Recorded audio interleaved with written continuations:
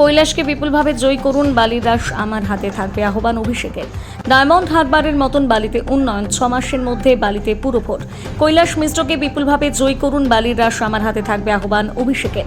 এমনকি ডায়মন্ড হারবারের মতন বালিতেও হবে উন্নয়ন, 6 মাসের মধ্যে বালিতে পুরো ভোট করানো হবে বলেও জানিয়েছেন অভিষেক বন্দ্যোপাধ্যায়।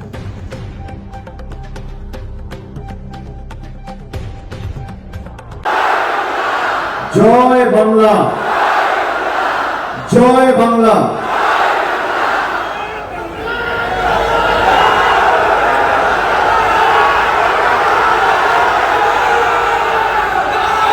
সভামঞ্চে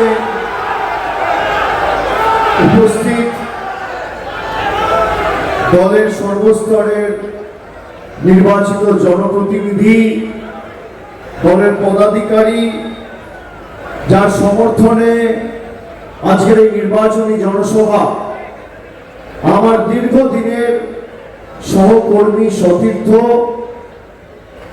সহযোদ্ধা,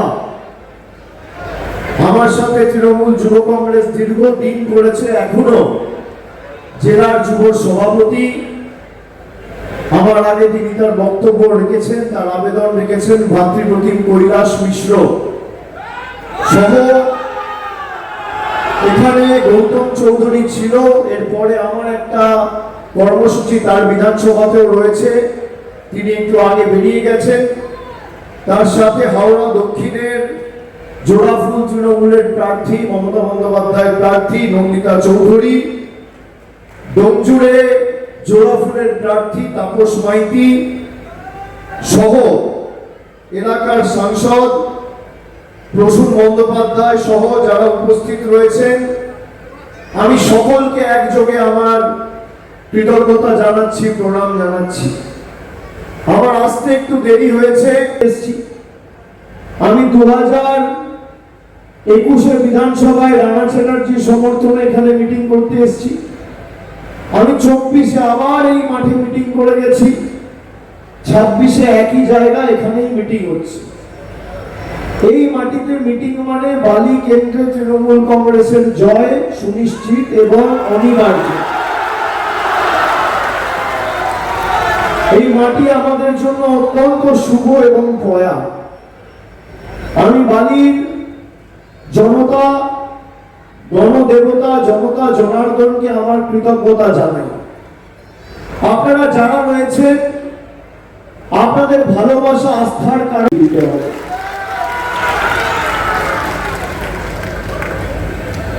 বছরের পর বছর আমার মা, আমার বাবা, আমার ঠাকুরদা, ঠাকুরমা, দাদু, দিদা, তার মা, তার বাবা, যারা বছরের পর বছর ধরে বাংলায়, কেউ 100 বছর, কেউ 200 বছর, কেউ 300 বছর, সব নথি থাকার পরও তাদের নাম বাদ দিয়ে দেওয়া হয়েছে। আগে মানুষ ভোট দিয়ে সরকার নির্বাচিত করত, এখন নরেন্দ্র মোদী ঠিক করে দিচ্ছে ভোটকে দেবে। কোন জায়গায় দেশটাকে নিয়ে গেছে? যেখানে নির্বাচন হয়েছে সব রাজনৈতিক দল হেরেছে, আর বাংলায় এত কিছু করেও তৃণমূল কংগ্রেসকে হারাতে পারেনি। যদি বিজেপিকে কেউ হারাতে পারে, একমাত্র তৃণমূল কংগ্রেস পারে।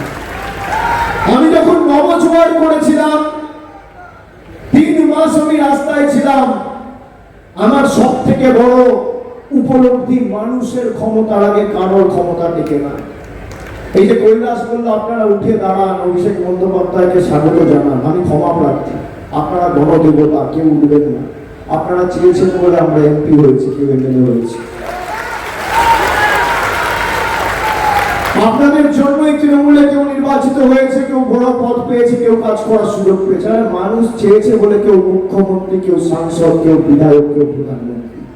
যেদিন মানুষ চাইবে না নরেন্দ্র মোদীর ঔদ্ধত্য, দম্ভ, অহংকার ভেঙে চূর্ণ বিচূর্ণ করতে 5 মিনিটের বেশি সময় লাগবে না।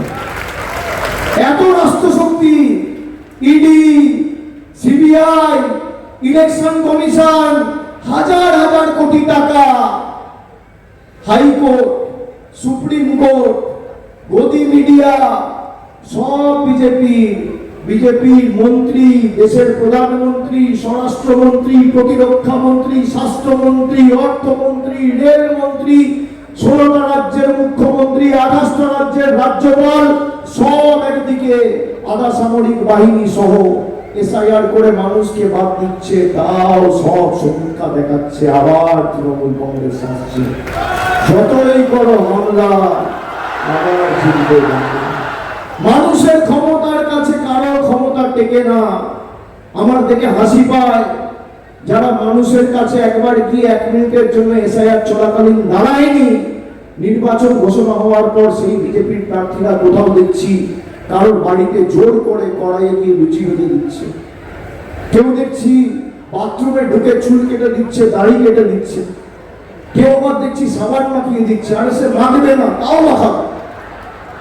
কেউ দেখছি ময়ে করে ছড়ে বিল্ডিং এর উপরে উঠে রং করে দিচ্ছে, কেউ দেখছি চা বানিয়ে দিচ্ছে, কেউ দেখছি ডাল সেদ্ধ করে দিচ্ছে। আজকে 25 তারিখ, আর 4 দিন, তারপর ওনাদের দেখা পাবেন না। তোমার দেখা নাই নেই, তোমার দেখা নাই। 4 দিন এদেরকে ইন্টার্সে খাটান।